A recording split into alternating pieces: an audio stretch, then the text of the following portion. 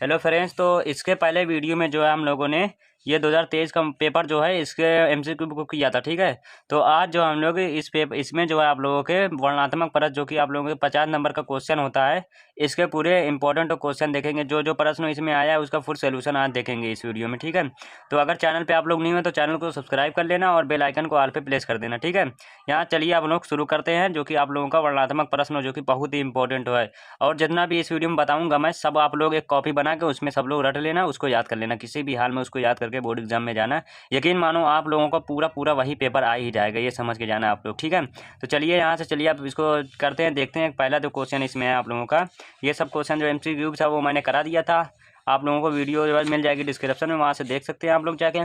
देखिए यहाँ पे जो पहला आप लोगों का, देखिए यहाँ पे, यहाँ आप देख लीजिए। पहला जो क्वेश्चन आपसे पूछा गया है कि निम्नलिखित गद्यांशों में से किसी एक गद्यांश पर आधारित सभी प्रश्नों का उत्तर दीजिए।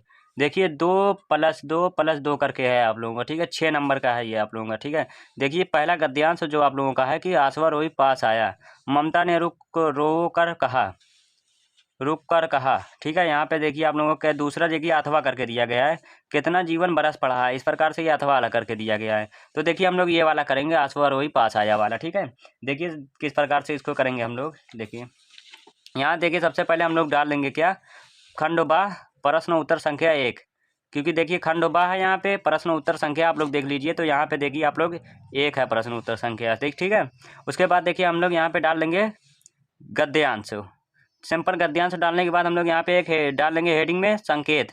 संकेत में देखिए हम लोग क्या लिखेंगे, संकेत इसलिए हम लोग डालते हैं ताकि एग्जामिनर जो होता है आपका बोर्ड एग्जाम के जो कॉपी चेक करने वाला होता है टीचर, उसको पता चल कर सके, सॉरी यहाँ पे 1 मिनट, ताकि देखिए जो एग्जामिनर होता है ताकि उसको पता कर चल सके कि इसमें बच्चे ने कौन सा किया है, उसको ढूंढने में ज़्यादा दिक्कत ना हो, इसलिए हम लोग यहाँ पे संकेत डाल देते हैं। संकेत डालने से आप लोगों को फ़ायदा हो जाता है कि एग्जामिनर को ज़्यादा देखना नहीं पड़ता आपकी कॉपी में, वो ऊपर से ही देख लेता है, हाँ बस ये बच्चे ने ये वाला किया है।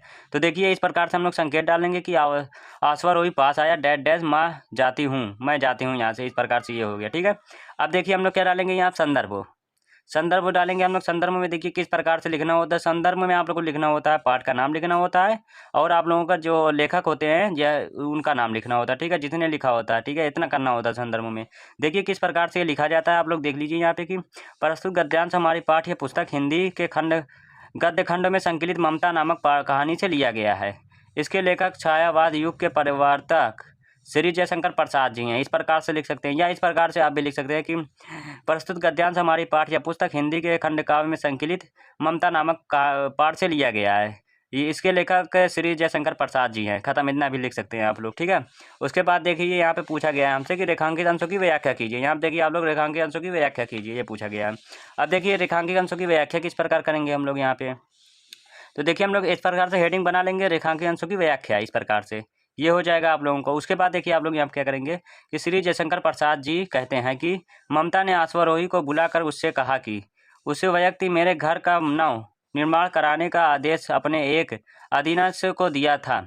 मैं अपनी पूरी जिंदगी में इस भय से भयभीत रही हूँ कि कहीं मैं अपने इस मामूली घर से भी बेघर ना हो जाऊँ। ममता यहाँ पे कह रही है, ठीक है। उसके बाद देखिए आप लोग कि लेकिन ईश्वर ने मेरी प्रार्थना यहाँ पे रहेगा, ये पर्था यहाँ पे लिख उठा है, सॉरी, यहाँ पे रहेगा प्रार्थना सुन ली और मुझे जीवित रहने बेघर होने से बचा लिया। आज मैं उस घर को छोड़कर जा रही हूँ, अर्थात अब मेरे जीवन का अंत समय निकट आ गया है। अब यहाँ पे देखिए ममता जी कह रही हैं कि अब मैं उस ईश्वर के पास जा रही हूँ, मेरा समय निकट आ गया है, ठीक है। उसके बाद देखिए आप लोग, अब तुम यहाँ पर मकान बनाओ अथवा महल, मुझे कोई चिंता नहीं है। अब यहाँ पे तुम चाहे जो बनाओ, चाहे मकान बनवाओ चाहे जो बनवाओ, मुझे कोई चिंता नहीं है, क्योंकि अब वो ममता जो है वो ईश्वर के पास जा रही है, यही बोल रही है। उसके बाद देखिए आप लोग कि क्योंकि अब मैं इस घर को जा रही हूँ, देखिए यहाँ पे रहेगा क्योंकि अब मैं इस घर को छोड़ कर जा रही हूँ, ठीक है। यहाँ पे छोड़ दिया गया है, लेकिन छोड़ दिया गया है तो छोड़ कर रहेगा यहाँ पे, ठीक है। देखिए यहाँ पे आगे, जहाँ मुझे अनंत काल तक विश्राम प्राप्त होगा ये। उसके बाद देखिए आप लोगों को क्या बोला गया है, लास्ट क्वेश्चन जो आपसे बोला गया है कि ममता के आजीवन भयभीत रहने का क्या कारण था।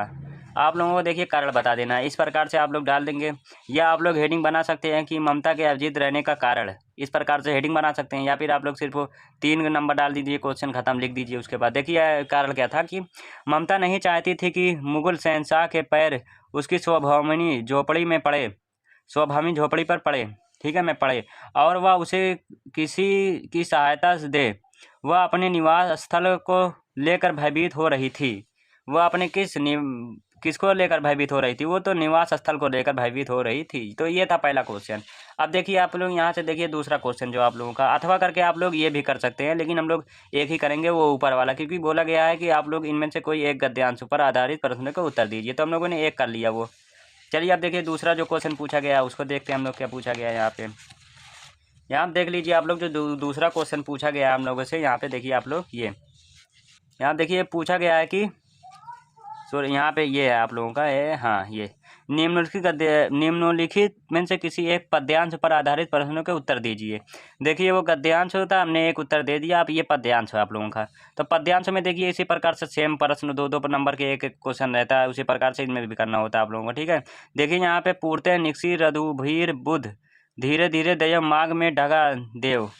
अब देखिए इसको किस प्रकार से हम लोग करेंगे यहाँ पे, 1 मिनट, हाँ देखिए यहाँ पे लिख लेते हैं हम लोग। देखिए पहले देखिए यहाँ पे बोला गया हम लोगों से संदर्भ, ठीक है, और ऊपर मैं कर देता हूँ, हाँ यहाँ देखिए संदर्भ बोला गया। उसके बाद बोला गया है कि श्री राम के नेत्रों से आंसू क्यों बहने लगे थे। एक बार रेखांकित अंशुके में कौन सा अलंकार पूछा गया, ठीक है, अलंकार, तीसरे में अलंकार पूछा है। अब देखिए इसको किस प्रकार से लिखेंगे हम लोग। देखिए फॉर्मेट वही रहेगा, सब में वही करना है आप लोगों को। सिंपल देखिए प्रश्न उत्तर संख्या डाल देना है सबसे पहले, उसके बाद पद्यांश करना है आप लोग, वो डाल देंगे सिंपल। उसके बाद आप लोग संकेत डाल देंगे, कौन सा संकेत आप लोग करना है, कौन सा संकेत डालते हैं आप लोगों को मैंने बताया एग्जामिनर को, ताकि पता चल सके किस तरीके से कौन से बच्चे ने लिखा है कौन वाला क्वेश्चन, ठीक है, इससे संकेत मिल जाता है उसको। अब देखिए आगे क्या करेंगे हम लोग, यहाँ पे संदर्भ हेडिंग डाल देंगे। उसके बाद संदर्भ में आपको मैंने बताया है कि लेखक का नाम रहता है और पाठ का नाम रहता है। अब यहाँ पे लिखेंगे हम लोग, देखिए प्रस्तुत पद्यांश हमारी पाठ या पुस्तक हिंदी के काव्य खंड में संकलित वन पथ पर शीर्षक से अवतरित है, जिसके रचयिता गोस्वामी तुलसीदास जी हैं। देखिए यहाँ पे प्रस्तुत गद्यांश में रचयिता यहाँ देखिए वन पथ पर है, ये पाठ का नाम है, तो इसको ब्लैक से लिख दिया गया है यहाँ पे, ठीक है। उसके बाद देखिए यहाँ पे लिखा गया है गोस्वामी तुलसीदास जी, यहाँ पे गोस्वामी तुलसीदास जी इसके क्या है कवि है, तो इन्होंने लिखा है इसको, ठीक है। उसके बाद देखिए प्रसंग इसमें एक डालना होता है। ये जरूरी नहीं होता कि आप डालें चाहे ना डालें, वो आपके ऊपर होता है, लेकिन प्रसंग यहाँ पे डालना होता है, ठीक है, डाल दिए हम लोग। यहाँ देखिए प्रसंग में क्या होता है, प्रसंग वही होता है जो शोर में बता दें कि पूरे पद्यांश में क्या कहा गया है, ठीक है। देखिए यहाँ पे क्या है कि प्रस्तुत पद्यांश में सीता जी को कोमलता का वर्णन किया गया है, ठीक है, इस प्रकार से ये प्रसंग हो गया। अब देखिए व्याख्या, किस प्रकार से व्याख्या करेंगे हम लोग, ठीक है। यहाँ पे देखिए कि श्री गणेशपुर श्रृंगार वेगपुर से निकलकर सीता जी ने लगभग 2-4 कदम ही आगे बढ़ी थी कि उनके मस्तक पर जल की बूंदें झलकने लगी और उनके मधुर ओठ सूख गए। तभी वो राम जी से पूछती हैं, अभी हमें कितना दूर चलना पड़ेगा। देखिए यहाँ पे सीता जी पूछती हैं राम जी से कि अभी हमें कितना दूर चलना पड़ेगा यहाँ से, ठीक है। उसके बाद देखिए यहाँ पे क्या जवाब आता है, आगे देखिए कितना दूर चलना पड़ेगा तथा कहाँ पर हमें पत्तों की कुटियाँ बनाएंगे। पत्नी की इस व्याकुलता को देखकर भगवान राम के नेत्रों से आंसू निकल आए। मतलब यहाँ पे देखिए भगवान राम के जो है नेत्रों के आंसू, मतलब आंखों से आंसू निकल आए इस नेत्र को देखकर, जो है आप लोगों की सीता जी की, ठीक है। इसी प्रकार से ये हो गया आप लोगों का। उसके बाद देखिए आप लोग क्या बोला गया है यहाँ पे कि इसमें अलंकार कौन सा है, कौन सा अलंकार है, इन पंक्तियों में कौन सा अलंकार आप लोगों से ये जो यहाँ से यहाँ तक अंडरलाइन किया गया, इसमें कौन सा अलंकार है। तो देखिए आप लोग इसको अलंकार है बना हेडिंग डाल देंगे, अलंकार हेडिंग डालने के बाद आप लोग बता देंगे कौन सा अलंकार है इसमें। तो कौन सा अलंकार है इसमें, अनुप्रास अलंकार है आप लोगों का, ठीक है। ये हो जाएगा इस प्रकार से आप लोगों का। उसके बाद देखिए आप लोगों को क्या बोला गया है यहाँ पे। उसके बाद देखिए ये वाला आप लोगों का है कि तीसरा क्वेश्चन, दिए गए संस्कृत गद्यांशों में से किसी एक का संदर्भ सहित हिंदी में अनुवाद कीजिए। यहाँ पे देखिए संस्कृत में गद्यांश दिया होगा, आप लोगों का अनुवाद करना है उसका पूरा, और आप लोगों को संदर्भ लिख देना है। संदर्भ लिखेंगे 2 नंबर और अनुवाद कर देंगे 3 नंबर, इस प्रकार से आपको 5 नंबर मिल जाएगा। यहाँ देखिए ऐसा नगरीय भारतीय संस्कृत है, ये वाला है आप लोगों को, इसको करना है। देखिए इसको किस प्रकार से करेंगे हम लोग यहाँ पे, यहाँ देख लीजिए सबसे पहले हम लोग संकेत डालेंगे। आप लोगों को मैंने बता चुका हूँ कि यहाँ पे प्रश्न उत्तर संख्या रहता है और आप लोगों को क्या रहता है गद्यांश रहता है। गद्यांश करते रहेंगे यहाँ पे देखिए गद्यांश तो गद्यांश रहेगा, अगर पद्यांश करेंगे तो पद्यांश रहेगा, खत्म। परंतु संज्ञा गद्यांश कर रहे हैं तो गद्यांश या पद्यांश कर रहे हैं तो पद्यांश, इस प्रकार से हो जाएगा। उसके बाद बताया मैंने फॉर्मेट वही रहेगा, सब में संकेत डालेंगे आप लोग। उसके बाद ऐसा नगरीय भारतीय संस्कृत है डैश डैश डैश, इस प्रकार से ये लिख देंगे। अब देखिए आप लोगों को संदर्भ लिखेंगे भाई, प्रस्तुत गद्यांश हमारी पाठ्य पुस्तक हिंदी के संस्कृत खंड में के वाराणसी पाठ से लिया गया है आप लोगों का, ठीक है। इसको जो आप ब्लैक से करना था, लेकिन यहाँ ब्लैक से ये नहीं किया गया है, लेकिन इसको ब्लैक से करना था, ठीक है। उसके बाद देखिए आप लोग प्रसंग किस प्रकार से डालेंगे। प्रसंग में आप लोगों को मैंने बताया कि शॉर्ट में लिखना रहता है, जो गद्यांश में बोला गया है कि इस गद्यांश में वाराणसी की ऐतिहासिकता तथा अवस्थिति के विषय में बताया गया है, इस प्रकार से ये हो जाएगा आप लोगों का। उसके बाद देखिए आप लोगों को क्या है कि अनुवाद यहाँ पे है। अनुवाद में देखिए आप लोग क्या है, यह नगरी भारतीय संस्कृत और संस्कृत भाषा की केंद्रीय स्थली है। जो ये वाराणसी भारत है वो भारतीय संस्कृत और भाषा की जो है संस्कृत भाषा की केंद्रीय स्थली है, ठीक है। उसके बाद देखिए यहाँ से संस्कृत साहित्य मुगल युवराज दार्शनिकों ने यहाँ आकर भारतीय दर्शन शास्त्रों का अध्ययन किया था, ये रहेगा आप लोगों को, ठीक है। उसके बाद देखिए आप लोगों को क्या है कि वह उनके ज्ञान से इतना प्रभावित हुए थे कि या उनके सॉरी यहाँ पे देखिए है कि वह उनके ज्ञान से इतना प्रभावित हुए थे कि उपनिषदों पदों का अनुवाद फारसी भाषा में कराया था, यहाँ पे रहेगा, ठीक है। इस प्रकार से ये आप लोगों का अनुवाद हो जाएगा, ठीक है। यहाँ देख लीजिए आप लोग, पूरा अनुवाद है ये। इतना करेंगे आप लोग पूरा तो 5 नंबर आपको मिल जाएगा तुरंत उसी दम। अब देखिए आप लोगों का आगे क्या क्वेश्चन है आप लोगों का यहाँ पे। यहाँ आप देख लीजिए, ये आप लोगों का क्वेश्चन है कि देखिए यहाँ पे दिए गए पद्यांशों में से किसी एक पद्यांश का संदर्भ हो सहित हिंदी में अनुवाद कीजिए। अब पद्यांश यहाँ बोला गया, देखिए पहला दिया है यहाँ पे, सर्वे भवन्तु सुखिनः सर्वे सन्तु निर्भयाः सर्वे भद्राणि पश्यन्तु मा कश्चित् दुःख भाग् भवेत्, ये इस प्रकार से ये दिया गया। अब देखिए इसको किस तरीके से लिखेंगे आप लोग बोर्ड एग्जाम में। यहाँ आप देख लीजिए इस प्रकार से आप लोग ये कर देंगे, प्रश्न उत्तर संख्या 4 डाल देंगे और यहाँ पे आप लोगों को डाल देंगे पद्यांश, सॉरी यहाँ पे गद्यांश डाल देंगे। क्या कर रहे हैं आप लोग यहाँ पे, यहाँ देखिए पद्यांश है तो पद्यांश आप लोग डाल देंगे ऊपर, ठीक है यहाँ पे। उसके बाद संकेत लिख देंगे, संदर्भ लिख देंगे आप लोग। संदर्भ में लिखेंगे आप लोग क्या, प्रस्तुत श्लोक हमारी पाठ्य पुस्तक हिंदी के संस्कृत खंड के अंतर्गत भारतीय संस्कृत नामक पाठ से लिया गया है। इसमें सभी के कल्याण की कामना की गई है इसमें, ठीक है। उसके बाद देखिए आप लोग क्या कर सकते हैं, यहाँ से जो है यहाँ तक का आप लोग क्या बना सकते हैं, इसी को प्रसंग को बना दीजिए आप लोग, ये हो जाएगा आप लोगों का। उसके बाद देखिए यहाँ क्या क्या गया है, हिंदी अनुवाद देखिए क्या है इसका कि सभी सुखी हों, इसका मतलब जो है सभी सुखी हों। जो यहाँ बोला गया है सर्वे भवन्तु सुखिनः, तो इसका मतलब है सभी सुखी हों, सब रोग रहित हों। उसके बाद देखिए सबको देखें, कोई भी दुखी ना हो, सबका कल्याण करें, ये सबका कल्याण हो ये बोला गया, ठीक है। ये हो गया आप लोगों का। अब देखिए आप लोगों का आगे जो आता है यहाँ पे कि अपनी यहाँ देखिए अपनी पाठ्य खंड काव्य के आधार पर निम्नलिखित प्रश्नों का एक उत्तर दीजिए आप लोगों का, ठीक है। देखिए खंड काव्य जो होता है आप लोगों का वो हर जिले का अलग अलग होता है। इसको मैंने बहुत ही पहले वीडियो में बताया था और भी वीडियो में बनाया हिंदी की, उसमें भी बता चुका हूँ मैं। तो आप अपने ज़िले का याद कर लेना सिंपली, ठीक है। हो गया। आप देखिए आगे आप लोगों का क्या है यहाँ पे कि यहाँ देख लीजिए आप लोग कि क्या बोलते हैं, यहाँ देखिए अभी वही चल रहा है, 1 मिनट। ये देखिए आप लोग यहाँ पे, हाँ कि छठा जो क्वेश्चन आप लोगों का खा दो क्वेश्चन है इसमें। देखिए दिए गए लेखकों में से किसी एक लेखक का जीवन परिचय देते हुए उनकी प्रमुख रचना का उल्लेख कीजिए। देखिए यहाँ पे आप लिखेंगे आप लोग क्या बोलते हैं, जीवन परिचय लिखेंगे 3 नंबर और रचना लिख देंगे तो आप लोगों को 2 नंबर मिलेगा, 5 नंबर इस तरीके से मिल जाएगा आप लोगों को। देखिए यहाँ पे आचार्य रामचंद्र शुक्ल का है, डॉक्टर भगवत सरल उपाध्याय, जयशंकर प्रसाद। देखिए आचार्य रामचंद्र शुक्ल का जो है मैं एक इसके पहले वीडियो में बता चुका हूँ, ठीक है। लेकिन यहाँ पे इस वीडियो में हम लोग जयशंकर प्रसाद का देखेंगे यहाँ पे, ठीक है। देखिए किस तरीके से इसको लिखेंगे आप लोग बोर्ड एग्जाम में। यहाँ आप देख लीजिए आप लोग क्या करेंगे, सिंपली प्रश्न उत्तर संख्या जो रहेगा आप लोग उसको डाल देंगे यहाँ पे देखिए 6 है तो 6 का डाल देंगे हम लोग इस प्रकार से, ठीक है। उसके बाद हम लोग नाम लेंगे, जिसका लिखना रहेगा उसको लिख देंगे हम लोग। जयशंकर प्रसाद का लिखना है तो जयशंकर प्रसाद लिख देंगे।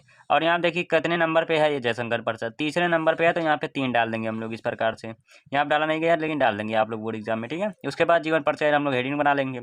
अब इसके अंतर्गत हम लोग लिखेंगे कि जयशंकर प्रसाद का जन्म काशी में सुदनी साहू नामक से प्रसिद्ध वैश्य परिवार में सन 1889 ईस्वी में हुआ था। इनका जो जन्म हुआ था वो वैश्य परिवार में हुआ था, ठीक है। वैश्य परिवार में हुआ था जो कि 1889 में हुआ था। उसके बाद देखिए इनके पिता का नाम जो था देवी प्रसाद था। इनके पिता का जो नाम था वो था देवी प्रसाद। इनकी परिवार का मुख्य व्यापार तंबाकू का था। जो इनके परिवार का काम था, वो मुख्य जो काम था वो व्यापार जो था इनका वो तंबाकू का था। उसके बाद देखिए आगे क्या आप लोगों का कि युवा अवस्था में इनके पिता का स्वर्गवास हो गया। युवा अवस्था में इनके पिता जो हैं चले बसे इनके, ठीक है, मृत्यु हो गई इनके पिता की, जो ये बाल्य मतलब छोटे ये थे तभी इनके। उसके बाद देखिए इनके 4 वर्षों बाद इनकी माता का भी देवसाय हो गया। इनके 4 वर्षों बाद इनकी माता का भी मृत्यु हो गई, ठीक है। उसके बाद देखिए आप लोग क्या है यहाँ पे, 1 मिनट थोड़ा ये उसके बाद देखिए वैसा हो गया। इसके लिए प्रसाद जी की शिक्षा एवं पालन पोषण इनके बड़े भाई शंभू रत्न जी ने किया। देखिए जब उनकी माता का भी इंतकाल हो गया या मृत्यु हो गई, तो इसके बाद इनकी पढ़ाई लिखाई जो भी पालन पोषण था सब इनके बड़े भाई जो थे शंभू रत्न ने किया था, ठीक है। उसके बाद देखिए आप लोग क्या है कि प्रसाद जी ने हिंदी, उर्दू, फारसी, संस्कृत तथा अंग्रेजी शिक्षा घर पर किया। जो प्रसाद जी थे इन्होंने जितनी भी पढ़ाई की, हिंदी, उर्दू, फारसी जो भी किया था, इन्होंने घर पर पढ़ाई की थी सब, ठीक है। उसके बाद देखिए आप लोग क्या है कि इनके बड़े भाई शंभू रत्न जी की मृत्यु हो गई। इनके बड़े भाई जो थे उनकी शंभू रत्न उनकी भी मृत्यु हो गई। इनके बड़े भाई की मृत्यु के बाद तंबाकू का व्यापार भी ठप हो गया। देखिए जो इनके परिवार का जो मुख्य व्यापार तंबाकू का था, वो इनके बड़े भाई की मृत्यु के बाद वो भी ठप हो गया एकदम, ठीक है। उसके बाद देखिए आप लोगों को क्या क्या है कि तथा इनके परिवार ऋणग्रस्त में हो गया। इसका मतलब होता है कि इनका परिवार जो था इनका परिवार जो था वो उसमें आ गया, ठीक है। क्या बोलते हैं आप लोग, ऋणग्रस्त में हो गया, ठीक है। ऋण चुकाने के लिए इन्होंने पूरी पृष्ठ संपत्ति बेच दी। ऋण चुकाने के लिए जो है इन्होंने कर्ज चुकाने के लिए इन्होंने क्या किया कि पूरी जो इनकी संपत्ति थी वो सब बेच दिया इन्होंने, ठीक है। उसके बाद देखिए प्रसाद जी को अनेक विपरीत परिस्थितियों का सामना करना पड़ा और प्रसाद जी क्षय रोग के शिकार हो गए। उसके बाद तथा रंजों के द्वारा इनके शरीर दुर्बल हो गया। रंजो मतलब होता है गम के द्वारा, जो दुखी उखी के द्वारा इनका शरीर जो है दुर्बल हो गया, ये बोला गया। अब देखिए आगे क्या आप लोगों का यहाँ पे कि उसके बाद देखिए काशी में सन 1937 ईस्वी में प्रसाद जी का स्वर्गवास हो गया। जो इनकी मृत्यु हो गई वो काशी में हो गई आप लोगों की, ठीक है इनकी। उसके बाद देखिए रचनाएं, हेडिंग डाल देंगे आप लोग। रचनाएं में देखिए आप लोगों का काव्य है आप लोगों का पहला। काव्य में आंसू है, कामनी है, झरना है आप लोगों का, ठीक है। उसके बाद उपन्यास है, इरवती है, तितली है। कहानी आधी, इंद्रजाल, छाया। नाटक है इनका जो है चंद्रगुप्त और स्कंदगुप्त, ये 2 चीज़ है। एक तरीके से ये भी हो गया आप लोगों का, ठीक है। अब देखिए आप लोगों से क्या बोला गया है यहाँ पे कि खा वाला देखिए, दिए गए कवियों में से किसी एक कवि का जीवन परिचय देते हुए उनकी प्रमुख रचना का उल्लेख कीजिए। यहाँ पे एक चीज़ मैं बता देता हूँ आप लोगों का, जो ऊपर लिखा हम लोगों ने इस तरीके से आप लोग लिखेंगे। उसके बाद देखिए आप लोगों को क्या करना है, इसमें सावधानी जो है वो रखना है आप लोगों को। देख लीजिए 1 मिनट, हाँ देखिए यहाँ पे इसको ब्लैक से डालेंगे। जो जन्म मतलब जब जन्म उनका मतलब वो रहेगा कितने में पैदा हुए थे, तो इसको ब्लैक से डालेंगे आप लोग, ठीक है। उसके बाद देखिए इनके जो नाम रहेगा, पिता का नाम, माता का नाम, ये सब ब्लैक से डालेंगे आप लोग।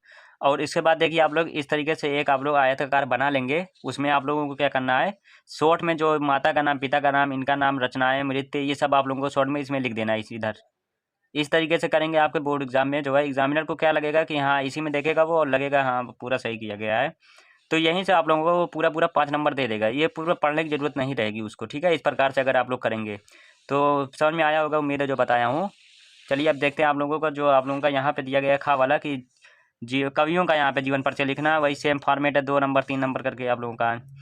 उसके बाद देखिए यहाँ पे पहला जो गोस्वामी तुलसीदास का, रसखान का, सुमित्रानंद पंत का, मैथिली शरण गुप्त का है यहाँ पे। तो हम लोग यहाँ पे गोस्वामी तुलसीदास का देखने वाले हैं, ठीक है। देखिए यहाँ पे जो गोस्वामी तुलसीदास का है, यहाँ पे किस प्रकार से लिखना है आप लोगों को, ये देखिए। पहले प्रश्न उत्तर संख्या यहाँ पे डाल देंगे जो रहेगा आप लोगों का। उसके बाद तुलसीदास डाल देंगे जो जिनका लिखना रहेगा आप लोगों को, ठीक है।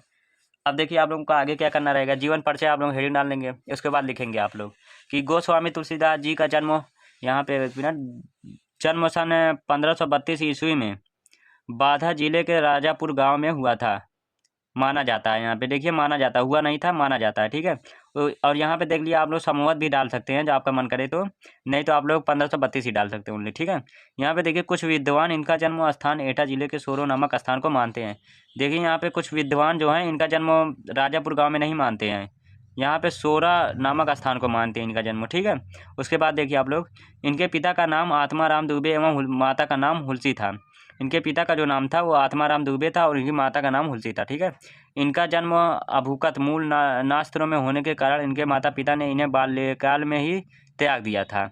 इनको बचपन में अनेक कष्टों का सामना करना पड़ा। इनको बचपन में जो है बहुत सी मुसीबतों का सामना करना पड़ा था। अब देखिए आगे क्या है कि इनका पालन पोषण प्रसिद्ध संत नरहरि दास ने किया और ज्ञान एवं भक्ति की शिक्षा प्रसाद किया। उसके बाद देखिए आप लोग क्या है कि इतिहास, यहाँ पे तुलसीदास वेद वेदांग दर्शन इतिहास पूर्ण आदि में निपुण हो गए। इनका विवाह पंडित दीन बंधु पाठक की पुत्री रत्नावली से हुआ था। इन्होंने अपनी पत्नी से अत्यधिक प्रेम था। इनको जो था, इन्होंने नहीं रहेगा यहाँ पे रहेगा इन्हें अपनी पत्नी से अत्यधिक प्रेम था। लेकिन पत्नी की डांट के कारण तुलसीदास जी को सांसारिक मोह माया से विरक्त होना पड़ा था। ठीक है, लेकिन जो इनकी पत्नी थी उनकी डाक से जो है इनको ज़्यादा सांसारिक मोह माया से विरक्त होना पड़ा था। उसके बाद देखिए आप लोग क्या है कि विरक्त होना पड़ा था, कर दिया। श्री राम भक्त भाव हो उठा। ठीक है, यहाँ पे देखिए कि श्री राम भक्त भाव जागृत हो उठा।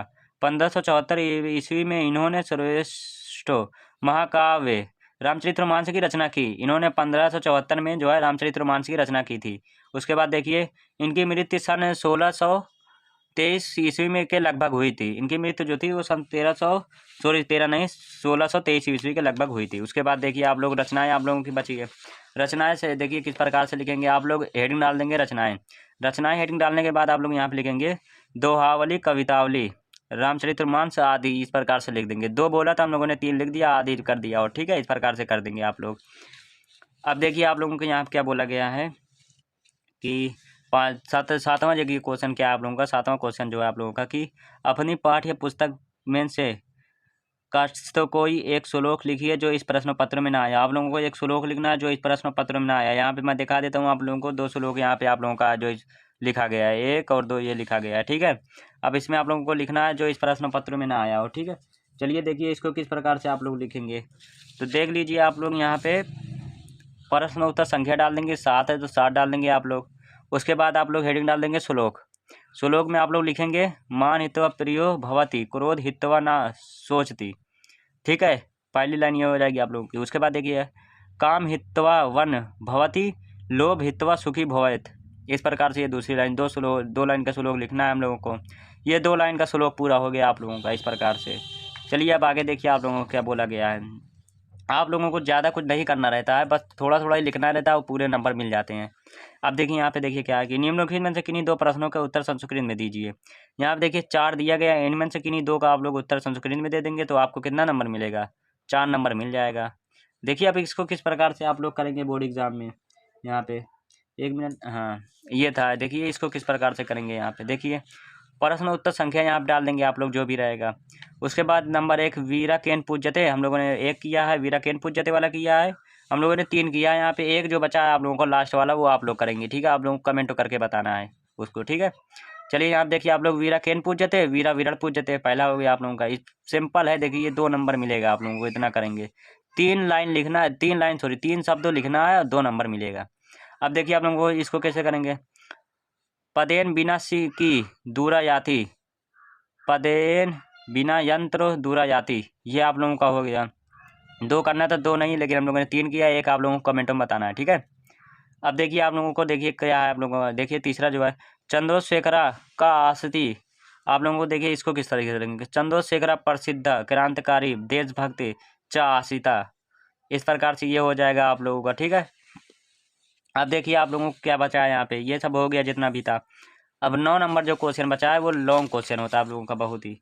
देखिए यहाँ पे लॉन्ग क्वेश्चन कितना लंबा होता है ये देख लीजिए आप लोग कि निबंध लिखना होता है आप लोगों को। ठीक है, निबंध मैंने एक लिखा है पर्यावरण प्रदूषण पे। यहाँ पे देखिए, यहाँ पे देख लीजिए 9 नंबर का रहता है निबंध। देखिए निबंध हम लोग देख लेते हैं एक आप लोगों का। यहाँ पे देखिए निबंध, 1 मिनट, हाँ देखिए हम लोगों ने यहाँ पे निबंध लिखा हुआ है। ये ऐसे आप लोग लिखेंगे तो पूरा नंबर मिलेगा। देख लीजिए यहाँ पे देखिए निबंध आप लोग पर प्रश्न उत्तर संख्या डाल देंगे आप लोग जितना भी रहेगा। उसके बाद आप लोग निबंध डाल देंगे, यहाँ पे बढ़िया के निबंध डाल देंगे। उसके बाद निबंध में जो भी करना रहेगा आप लोगों को, जैसे मान लीजिए आप लोग यहाँ पे देश प्रेम पे कर रहे हैं तो पहला वाला तो पहला और देश प्रेम डाल देंगे इस तरीके से। फिर उसके बाद आपको क्या करना है, रूपरेखा डालनी रहती है। ठीक है, रूपरेखा में क्या रहता है आप लोगों का, रूपरेखा में वो रहता है जितना भी आप लोग हेडिंग बना के लिखना चाहते हैं उसको आप लोग ऊपर एक रूपरेखा में लिख दीजिए। इससे क्या होता है, रूपरेखा को एग्जामिनर देखता है तो उससे पता चल जाता है कि इस बच्चे ने कितना सही किया और कितना बढ़िया लिखा गया है। ये रहता है। रूपरेखा से आप लोगों को बहुत ही फ़ायदा होता है, ठीक है। अब देखिए उसके बाद क्या है आप लोगों का, रूपरेखा डालने के बाद आप लोग देखिए क्या है कि यहाँ पे देखिए पहली हेडिंग जो हम लोग बनाए हैं यहाँ पे कि प्रस्तावना है पहली हेडिंग हम लोग की। उसके बाद दूसरी हेडिंग है प्रदूषण का अर्थ है। तीसरी जो हम लोग बनाएंगे यहाँ पे प्रदूषण के प्रकार बनाएंगे। प्रदूषण के प्रकार में हम लोगों का आएगा वायु प्रदूषण आएगा, जल प्रदूषण आएगा, ध्वनि प्रदूषण। हम लोगों ने यहाँ पे तीन प्रकार के प्रदूषण को लिया है, जबकि और भी प्रकार के होते हैं, जैसे मृदा प्रदूषण हो गया, और भी आप ले सकते हैं प्रकार के प्रदूषण, ठीक है। रासायनिक प्रदूषण, इस तरीके से आप ले सकते हैं अपना। अब देखिए यहाँ पे उसके बाद हम लोग जाने हैं यहाँ पे समस्या का समाधान, चौथी हेडिंग रहेगी हम लोग की। उसके बाद पांचवी हेडिंग जो है उपसंहार, लास्ट हेडिंग रहेगी। इसमें देखिए आप लोगों का जो है प्रस्तावना, ये इंपॉर्टेंट तो रहता है, पहले यही रहेगी, और लास्ट में जो आप लोगों का रहेगा, अगर किसी निबंध कुछ भी लिख रहे हैं आप लोग तो उसका लास्ट में क्या रहता है, समाधान जरूर से बताएंगे आप लोग, ठीक है। और एक रहता है आप लोगों का उपसंहार रहता है, ठीक है। ये लास्ट तीन तो आप लोगों की ज़्यादा इंपॉर्टेंट तो रहती है, ये तीनों आप एग्जाम में जरूर देखते हैं आपके। अब देखिए यहाँ पे प्रस्तावना पहली हेडिंग है आप लोगों की, देख लीजिए इसमें क्या लिखा गया आप लोगों का कि प्रस्तावना यहाँ पे है, आजकल प्रदूषण की समस्या बहुत ज़्यादा बढ़ रही है। आजकल जो है प्रदूषण देख रहे हैं बहुत ज़्यादा ही बढ़ रहा है। इस समय समझ सबसे बड़ी चुनौती है आप लोगों के लिए, ठीक है। पर्यावरण को बचाने की जो है इस समय सबसे बड़ी चुनौती आप लोगों को पर्यावरण को बचाने की यही है, ठीक है। उसके बाद देखिए क्योंकि पानी, हवा, मिट्टी आदि सब कुछ प्रदूषित हो चुका है। जो पानी, मिट्टी, हवा आदि है जो वो सब प्रदूषित हो चुका है। यदि हमें इस असंतुलन देखिए यहाँ पे रहेगा असंतुलन रहेगा यहाँ पे, ठीक है, कि दूरी को दूर नहीं किया गया तो मानव जीवन बाध्य हो जाएगा आप लोगों का। उसके बाद देखिए आप लोग दूसरी हेडिंग जो बनाएंगे यहाँ पे कि प्रदूषण का अर्थ हो। प्रदूषण के अर्थ में क्या रहता है हम लोगों को बताना रहता है कि प्रदूषण क्या है।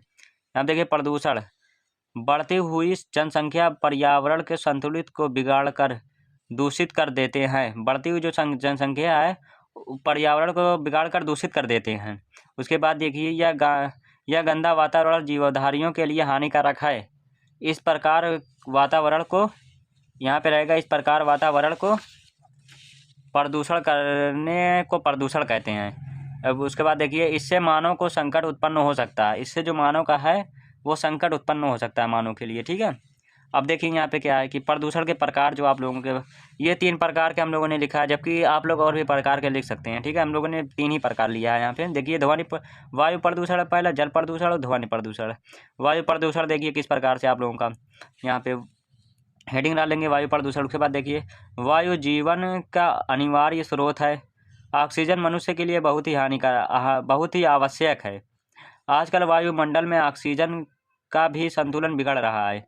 और देखिए और वायु अनेक हानिकारक गैसों से प्रदूषित हो गई है। अब देखिए उसके बाद जल प्रदूषण है आप लोगों का, ठीक है। जल प्रदूषण में देखिए क्या है, जल को ही जीवन कहा जाता है। आजकल इतना प्रदूषण बढ़ रहा है कि जल भी दूषित हो रहा है। देखिए आप लोगों को जल को जीवन ही कहते हैं, सही बात है ये।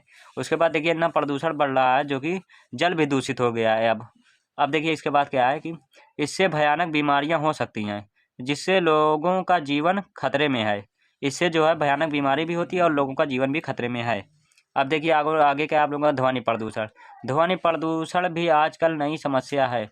मोटर कार, ट्रैक्टर, कारखाने आदि से ध्वनि प्रदूषण होता है।